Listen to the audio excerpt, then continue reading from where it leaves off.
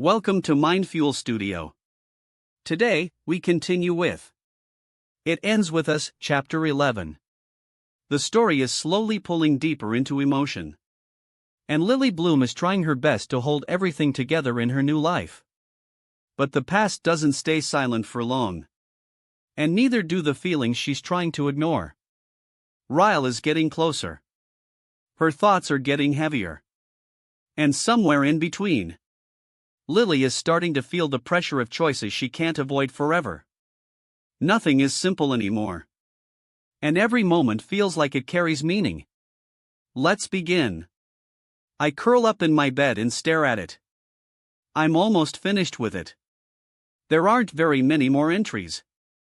I pick up the journal and place it on the pillow beside me. I'm not going to read you, I whisper. Although, if I read what's left, I'll be finished. Having seen Atlas tonight. And knowing he has a girlfriend and a job and more than likely a home is enough closure I need on that chapter. And if I just finish the damn journal, I can put it back in the shoebox and never have to open it again. I finally pick it up and roll onto my back. Ellen DeGeneres, you are such a bitch. Dear Ellen. Just keep swimming. Recognize that quote, Ellen? It's what Dory says to Marlin in Finding Nemo. Just keep swimming, swimming, swimming. I'm not a huge fan of cartoons, but I'll give you props for that one. I like cartoons that can make you laugh, but also make you feel something. After today, I think that's my favorite cartoon.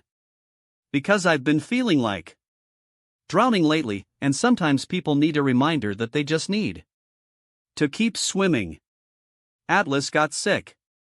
Like really sick. He's been crawling through my window and sleeping on the floor for a few nights in a row now, but last night, I knew something was wrong as soon as I looked at him. It was a Sunday, so I hadn't seen him since the night before, but he looked awful. His eyes were bloodshot, his skin was pale, and even though it was cold, his hair was sweaty. I didn't even ask if he was feeling okay, I already knew he wasn't. I put my hand on his forehead and he was so hot, I almost yelled for my mother. He said, I'll be fine, Lily, and then he started to make his pallet on the floor. I told him to wait there and then I went to the kitchen and poured him a glass of water. I found some medicine in the cabinet. It was flu medicine. And I wasn't even sure if that's what was wrong with him, but I made him take some anyway. He laid there on the floor, curled up into a ball, when, about half an hour later he said, Lily? I think I'm gonna need a trash can. I jumped up and grabbed the trash can from under my desk and knelt down in front of him. As soon as I set it down, he hunched over it and started throwing up. God, I felt bad for him. Being so sick and not having a bathroom or a bed or a house or a mother. All he had was me and I didn't even know what to do for him. When he was finished, I made him drink some water and then I told him to get on the bed. He refused, but I wasn't having it. I put the trash can on the floor next to the bed and made him move to the bed.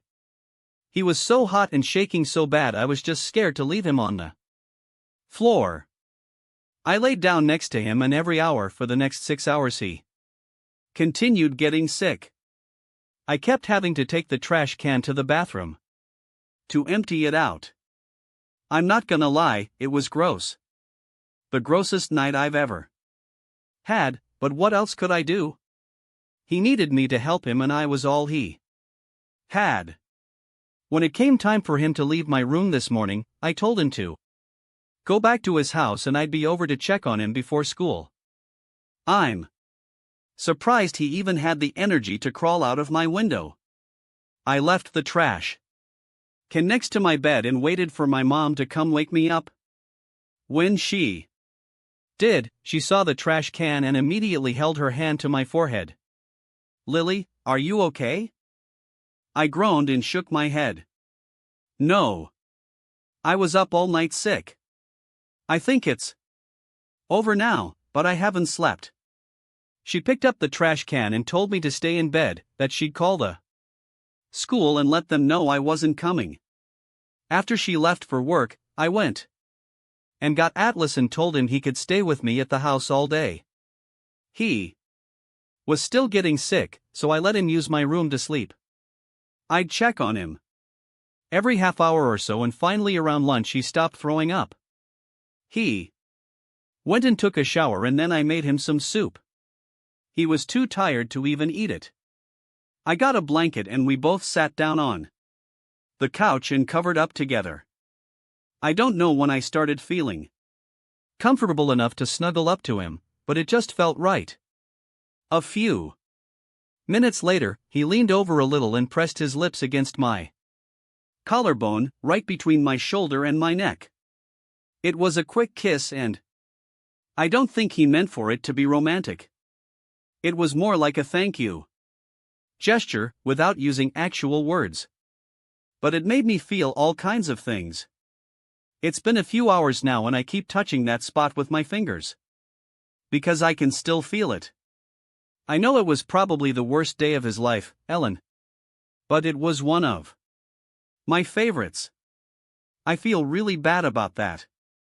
We watched Finding Nemo, and when that part came up where Marlin was looking for Nemo and he was feeling really defeated, Dory said to him, "When life gets you down, do you want to know what you've got to do? Just keep swimming. Just keep swimming. Just keep swimming, swimming. Swimming." Atlas grabbed my hand when Dory said that. He didn't hold it like a boyfriend holds his girlfriend's hand.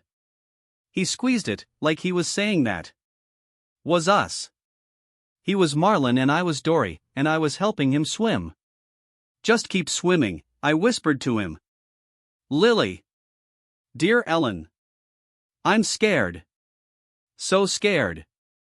I like him a lot.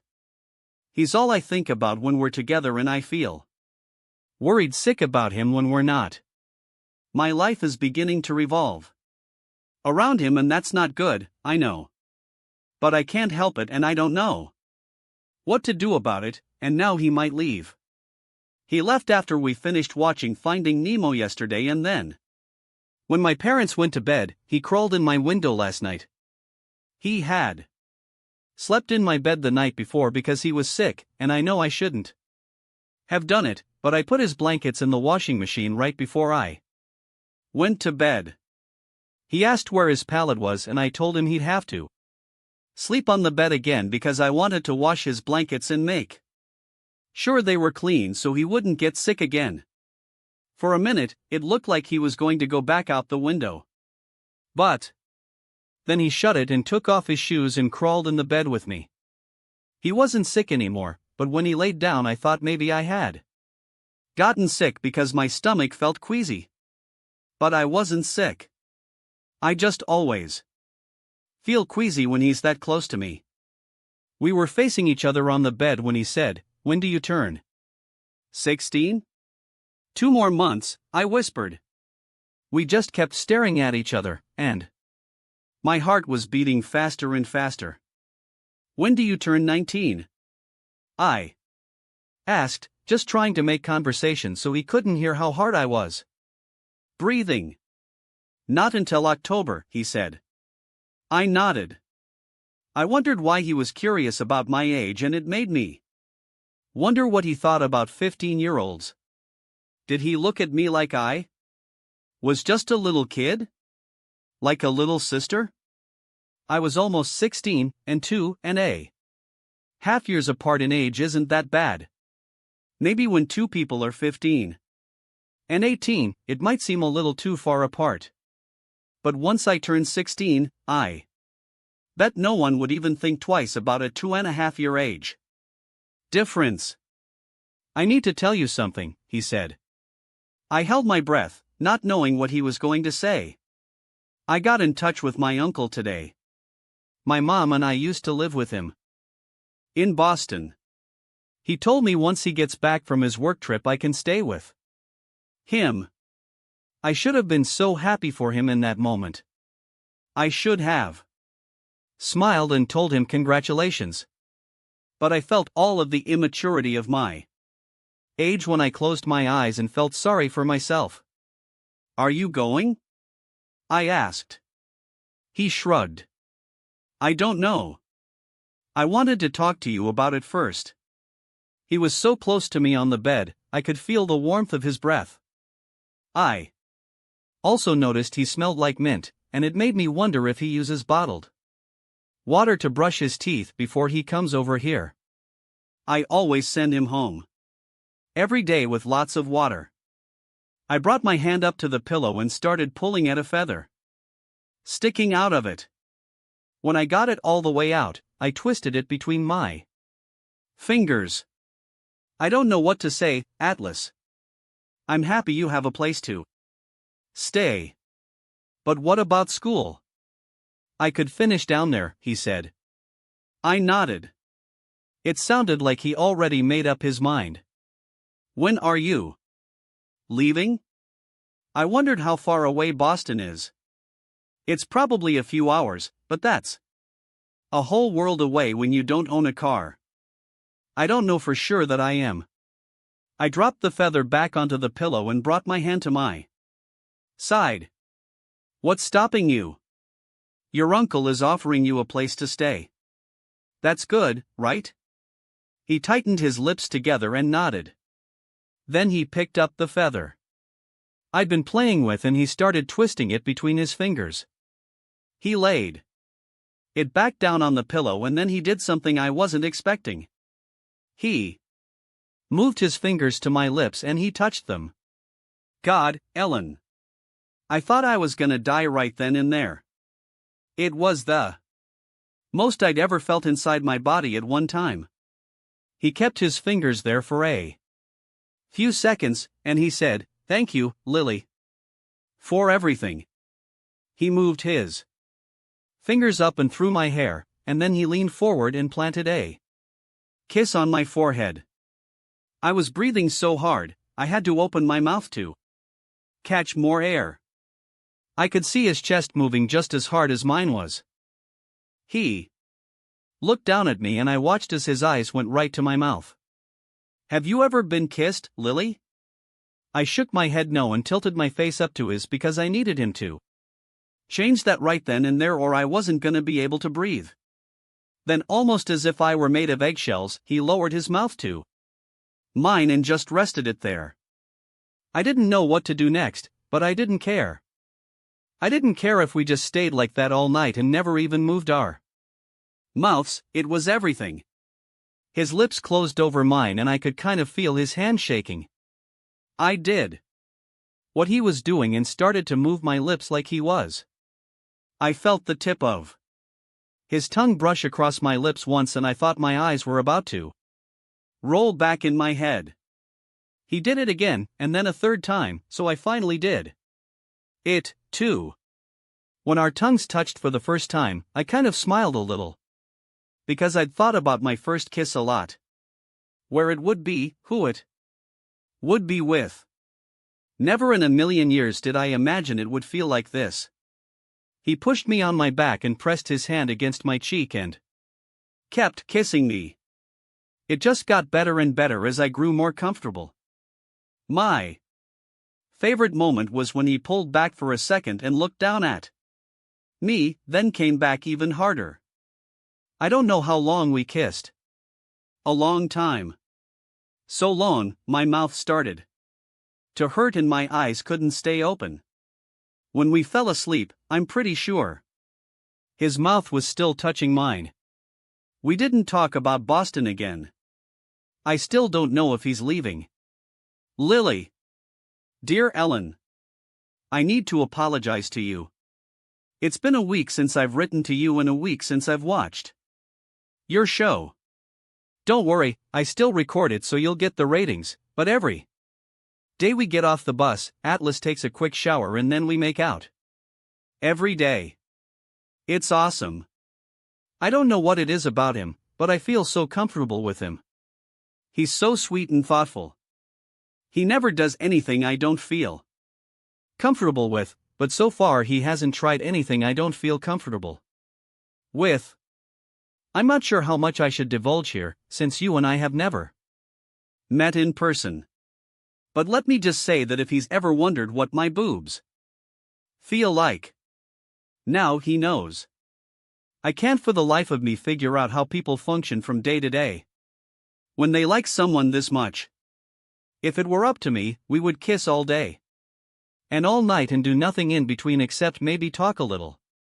He tells funny stories. I love it when he's in a talkative mood because it doesn't happen very often, but he uses his hands a lot. He smiles a lot, too, and I love his smile even more than I love his kiss. And sometimes I just tell him to shut up and stop smiling or kissing or talking so I can stare at him. I like looking at his eyes. They're so blue that he could be standing across a room and a person could tell how blue his eyes were. The only thing I don't like about kissing him sometimes is when he closes his eyes. And no, we still haven't talked about Boston. Lily. Dear Ellen. Yesterday afternoon when we were riding the bus, Atlas kissed me.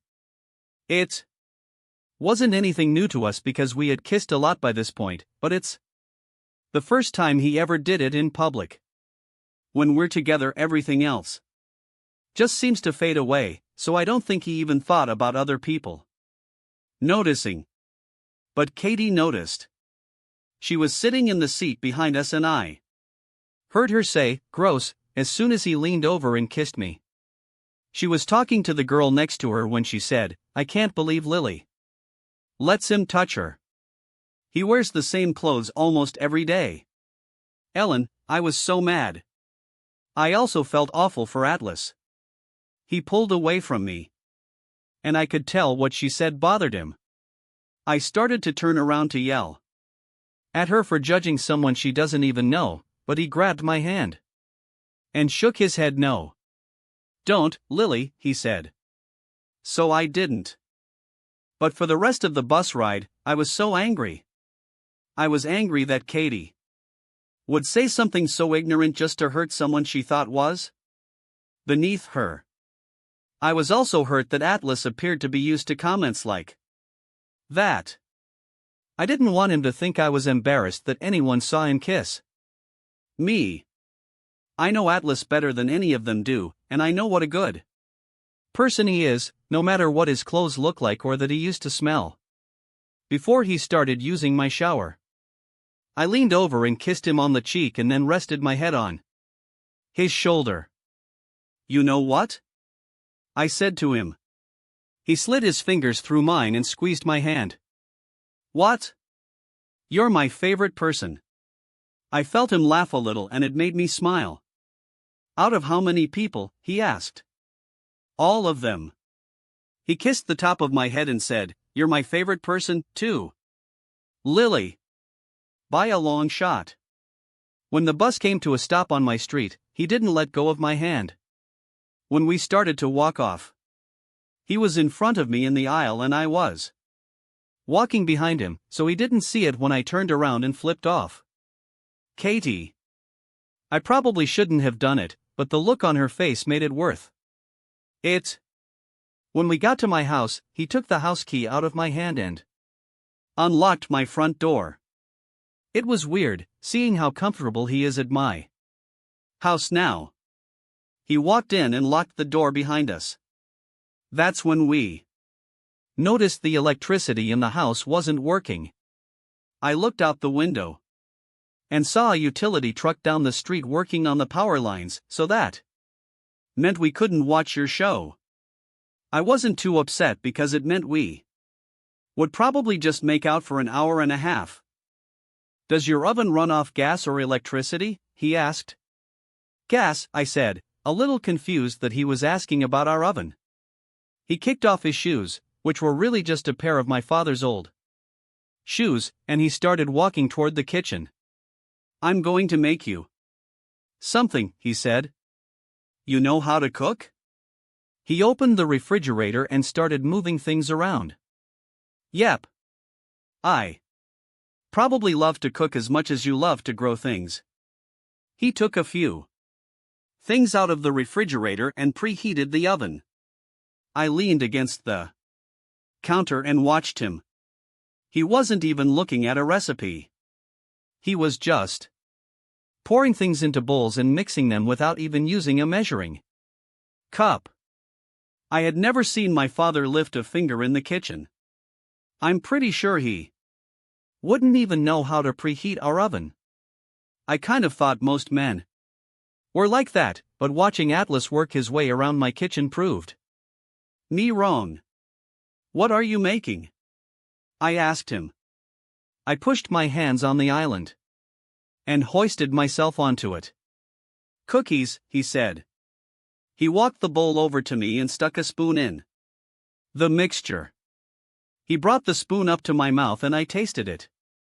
One of my weaknesses is cookie dough, and this was the best I'd ever tasted. Oh, wow, I said, licking my lips. He set the bowl down beside me and then leaned in and kissed me. Cookie dough and Atlas's mouth mixed together is like heaven, in case you're wondering. I made a noise deep in my throat that let him know how much I liked the combination, and it made him laugh. But he didn't stop kissing me. He just laughed through the kiss and it completely melted my heart. A happy Atlas was near mind-blowing. It made me want to uncover every single thing about this world that he likes and give it all to him.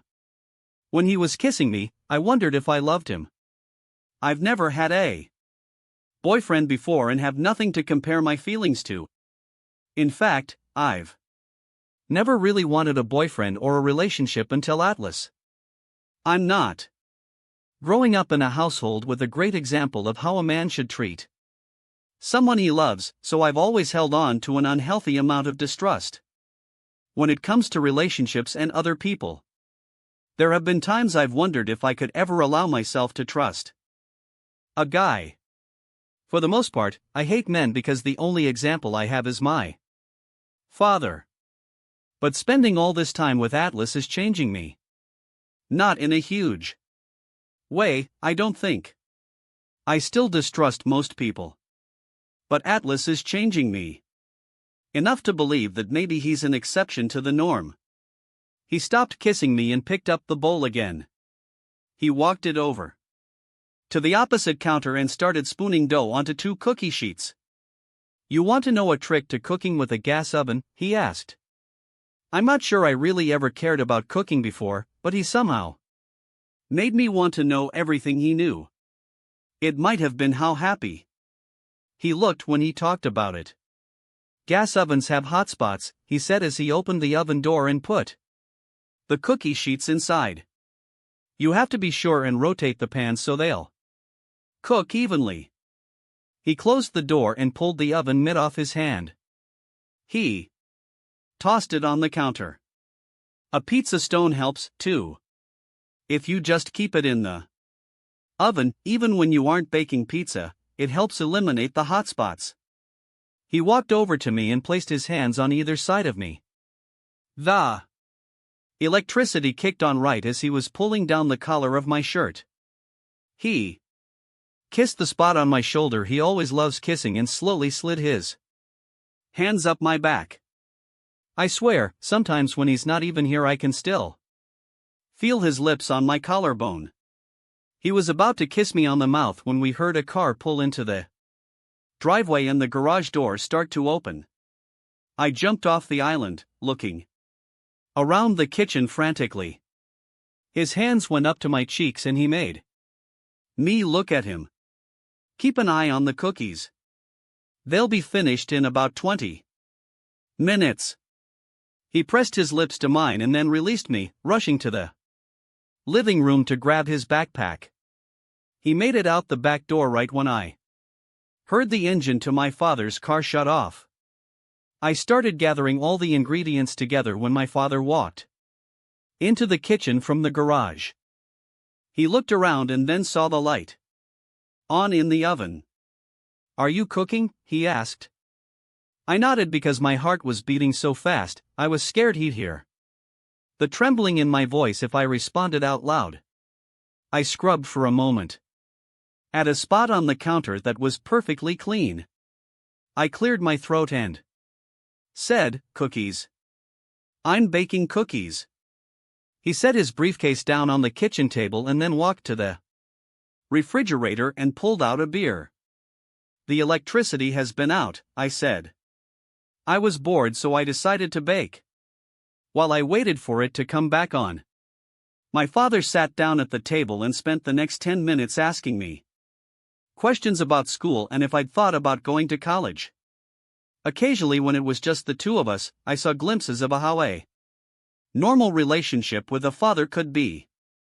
Sitting at the kitchen table with him discussing colleges and career choices and high school.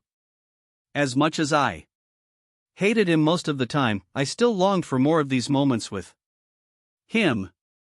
If he could just always be the guy he was capable of being in these moments, things would be so much different. For all of us. I rotated the cookies like Atlas had said to do, and when they were finished, I pulled them out of the oven. I took one off the cookie sheet and handed it to my father. I hated that I was being nice to him. It almost felt like I was wasting one of Atlas's cookies.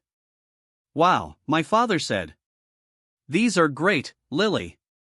I forced to thank you, even though I didn't make them. I couldn't very well tell him that, though.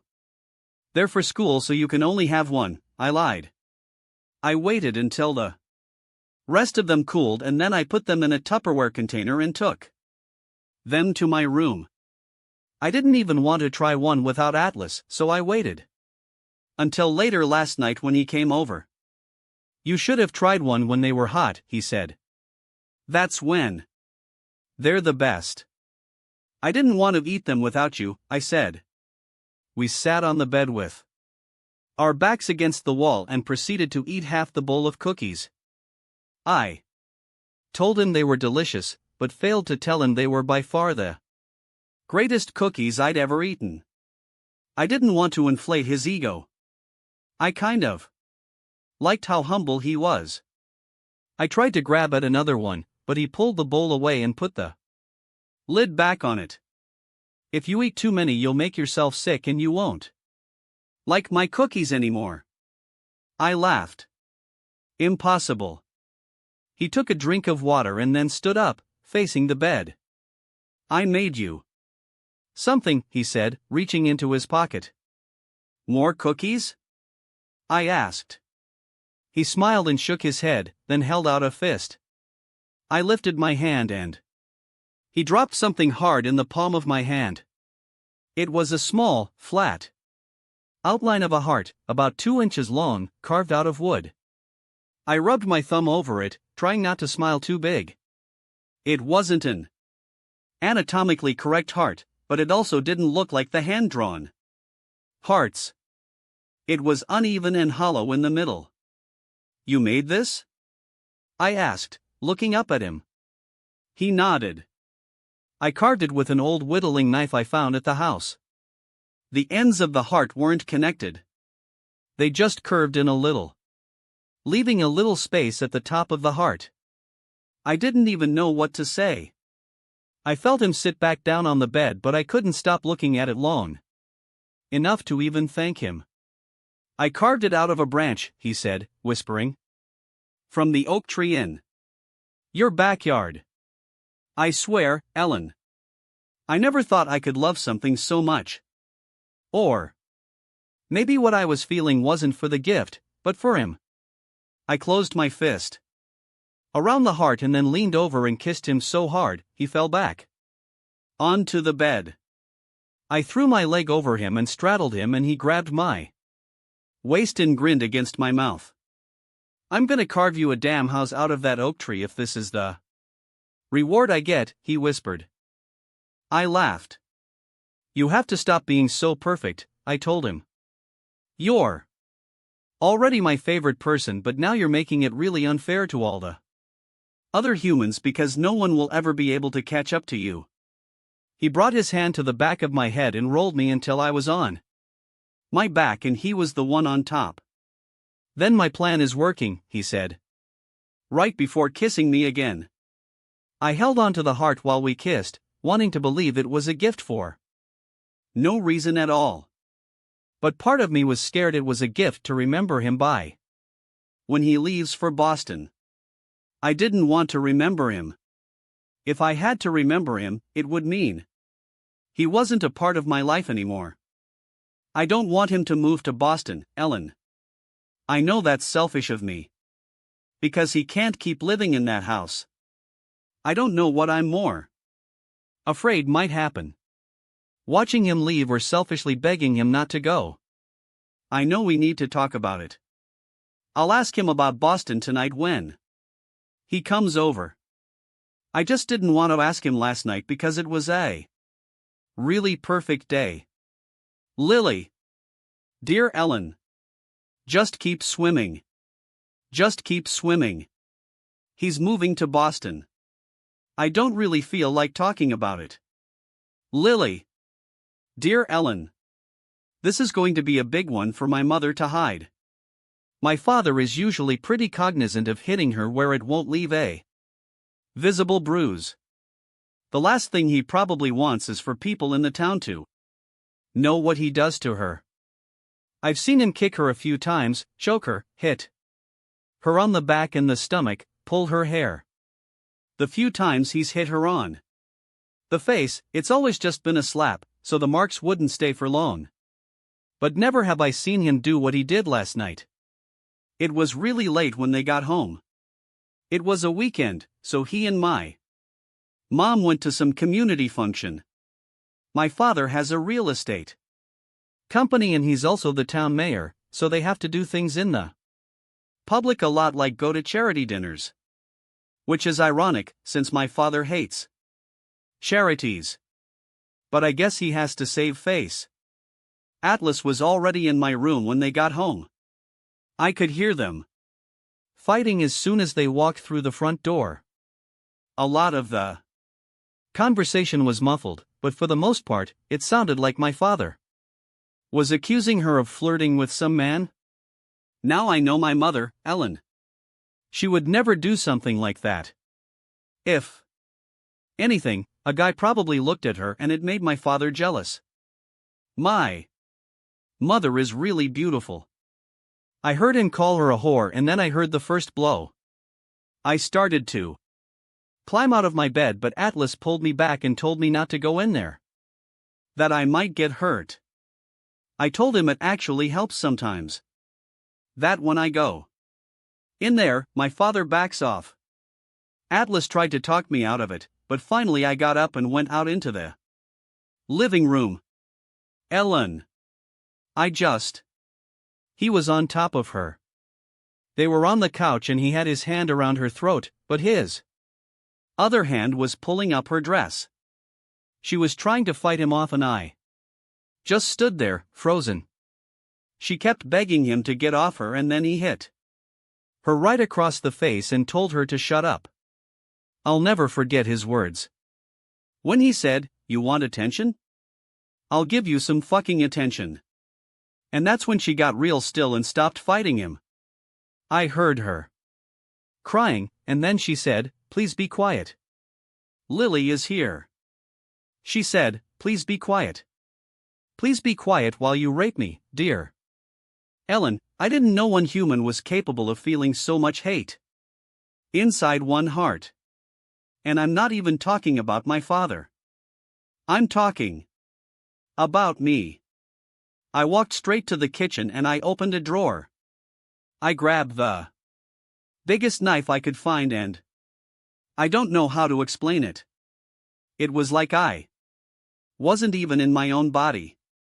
I could see myself walking across the kitchen with the knife in my hand, and I knew I wasn't going to use it. I just wanted something bigger than myself that could scare him away from her.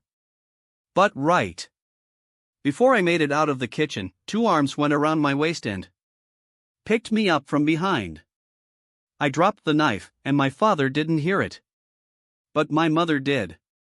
We locked eyes as Atlas carried me back to my bedroom. When we were back inside my room, I just started hitting him in the chest, trying to get back out there to her. I was crying and doing everything I Could to get him out of my way, but he wouldn't move. He just wrapped his arms around me and said, "Lily, calm down." He kept saying it over and over, and he held me there for a long time until I accepted that he wasn't gonna let me go back out there. He wasn't gonna let me have that knife. He walked over to the bed and grabbed his jacket and started putting on his shoes. "We'll go next door," he said. "We'll call the police." The police. My mother had warned me not to call the police in the past. She said it could jeopardize my father's career. But in all honesty, I didn't care at that point. I didn't care that he was the mayor or that everyone who loved him didn't know the awful side of him. The only thing I cared about was helping my mother, so I pulled on my jacket and went to the closet for a pair of shoes. When I stepped out of my closet, Atlas was staring at my bedroom door. It was opening. My mother stepped inside and quickly shut it, locking it behind her. I'll never forget what she looked like. She had blood coming down from her lip. Her eye was already starting to swell, and she had a clump of hair just resting on her shoulder. She looked at Atlas and then me. I didn't even take a moment to feel scared that she caught me in my room with a boy. I didn't care about that. I was just worried about her. I walked over to her and grabbed her hands and walked her to my bed. I brushed the hair off her shoulder and then from her forehead. "He's gonna go call the police, Mom. Okay?" Her eyes grew real wide and she started shaking her head. "No," she said. She looked over at Atlas and said, "You can't." "No." He was already at the window about to leave, so he stopped and looked at me. "He's drunk, Lily," she said. "He heard your door shut, so he went to our bedroom." He stopped. "If you call the police, it'll just make it worse. Believe me. Just let him sleep it off, it'll be better tomorrow." I shook my head and could feel the tears stinging my eyes. "Mom, he was trying to rape you." She ducked her head and winced when I said that. She shook her head again and said, "It's not like that, Lily. We're married, and sometimes marriage is just, you're too young to understand it." It got really quiet for a minute, and then I said, "I hope to hell I never do." That's when she started to cry.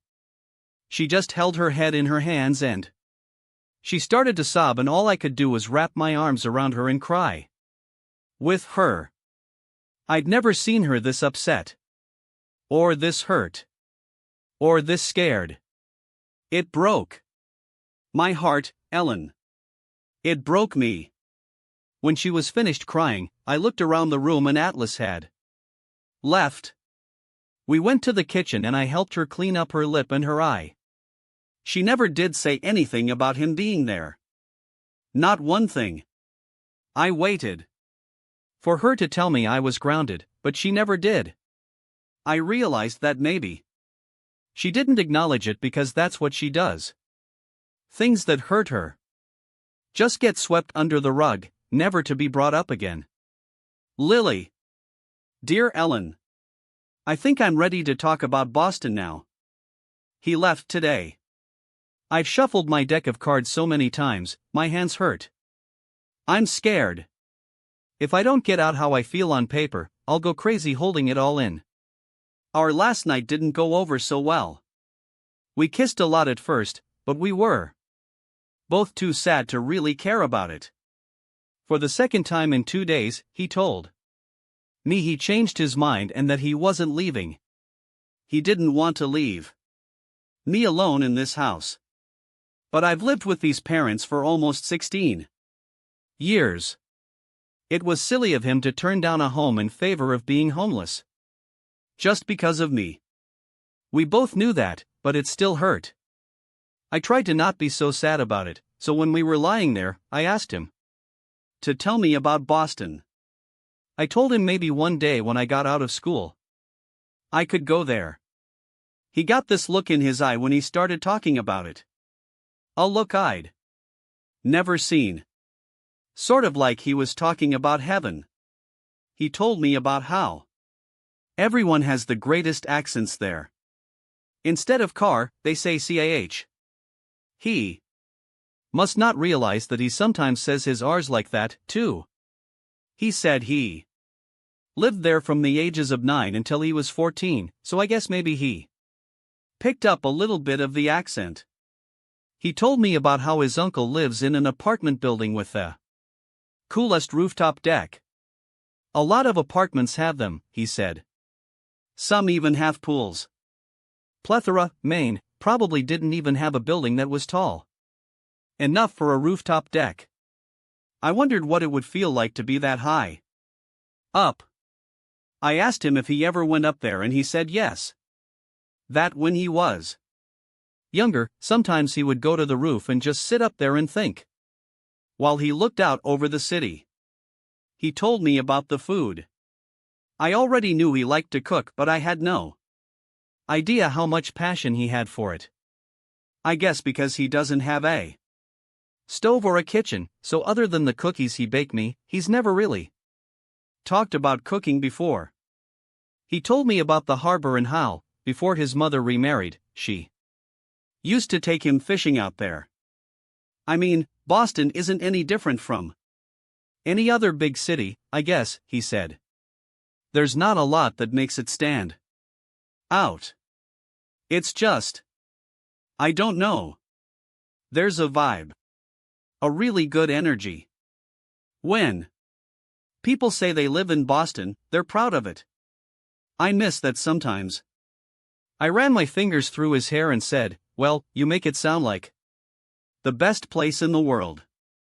Like everything is better in Boston."